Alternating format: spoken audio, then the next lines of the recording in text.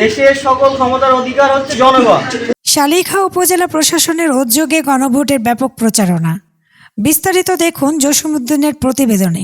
মাগুরার শালিখা উপজেলায় আসন্ন ত্রয়োদশ জাতীয় সংসদ নির্বাচন ও গণভোটকে সামনে রেখে উপজেলা প্রশাসনের পক্ষ থেকে ব্যাপক প্রচারণা কার্যক্রম চালানো হয়েছে। তারই অংশ হিসেবে শতখালী ইউনিয়ন পরিষদে স্থানীয় নারী ভোটারদের সাথে উপজেলা বাস্তবায়ন কর্মকর্তা লালটু মিয়া ও শতখালী ইউনিয়ন পরিষদের প্রশাসক সুমন মিয়া এক মত বিনিময় সভা করেন। গণভোটে ভোটারদের স্বতঃস্ফূর্ত অংশগ্রহণ নিশ্চিত করতে ইউনিয়ন ও গ্রাম পর্যায়ে বিভিন্ন সচেতনতামূলক কর্মসূচি বাস্তবায়ন করা হচ্ছে।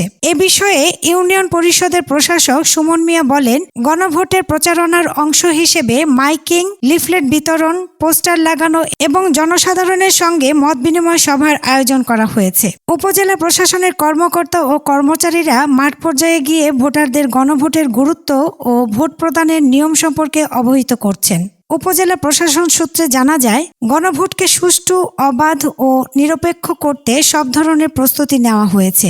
ভোটাররা যেন নির্ভয়ে ভোটাধিকার প্রয়োগ করতে পারেন সে লক্ষ্যে আইনশৃঙ্খলা বাহিনীর সঙ্গেও সমন্বয় করা হচ্ছে। স্থানীয়রা জানান, প্রশাসনের এ ধরনের উদ্যোগে গণভোট সম্পর্কে সাধারণ মানুষের আগ্রহ বাড়ছে।